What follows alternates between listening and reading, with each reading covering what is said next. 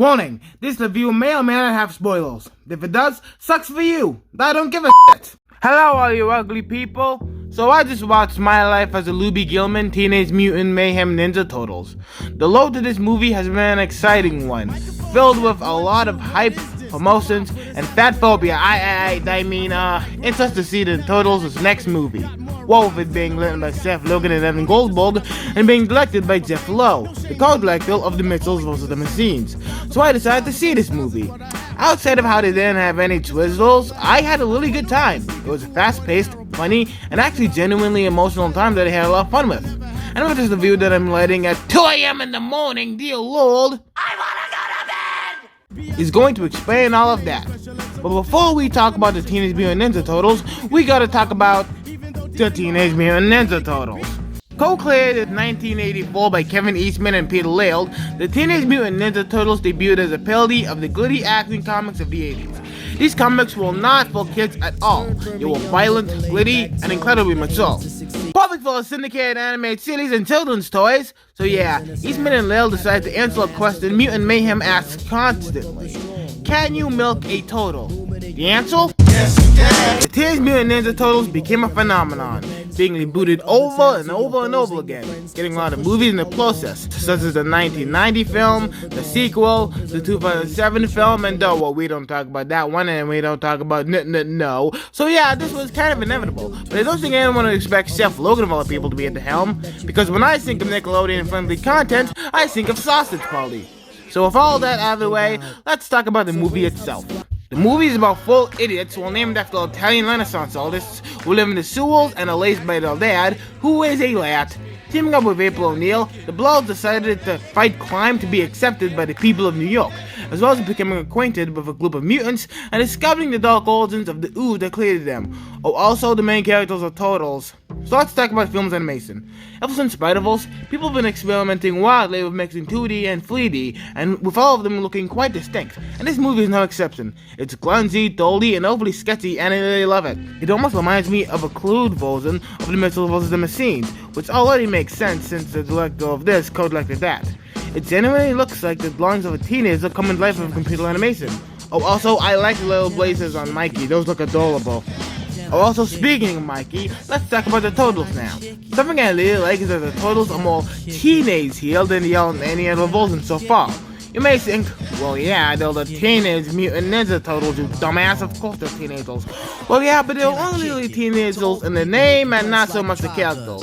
These guys look like teenagers, sound like teenagers, talk like teenagers, etc. They feel more relatable to a teenage audience because they're more realistic. Compare this to Logan and Goldberg's very own Superbad. Jonah Hill and Michael Cera were adults by the time the movie came out, but that didn't matter because the performances were believable enough for them to be teenagers. I feel like this works slightly more because they got real teenagers who actually voice the characters. Well, technically, 2 real teenagers, but that's beside the point. Speaking of the voice acting, let's talk about the voice cast. Master Splinter is voiced by Jackie Chan, and he did a pretty good job. He was grumpy when he needed to be, sentimental when he needed to be, and I think he did a great job at voicing this version of the character. Seth Rogen and John Cena did a pretty good job as Bebop and Rocksteady, like Harriet Tubman as April O'Neil. Also, I had to wait for a future video. My Lidl's performance as a Scottish, German, formal housewife turned scientist was also a highlight. And Ice Cube as Superfly really gave him the sense of him being a cool villain that still has a sense of humor. Now, if this is where the review gets pretty spoilerless, skip the heel and afterwards watch the movie. If you have watched the movie, go right ahead, I don't care. So April has this whole plot where she wants to get Promenade cancelled because of the recent crime boost, and Leo has a crush on her, so he thinks, if I stop this crime wave, she'll notice me. Brilliant idea. So she and the Turtles go visit April's high school for a moment, and they learn that much like them, April is a pariah because she flew up in front of the whole school.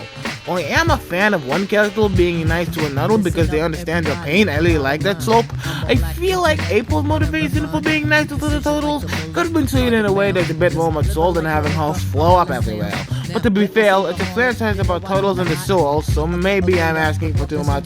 Also, Superfly and the All Mutants were cleared by Baxter Stockman, who wanted to make his own mutant family, but Miles' character was all like, "Aw, hell nah, Baxter Stockman was trying to make minutes," and then Baxter dies.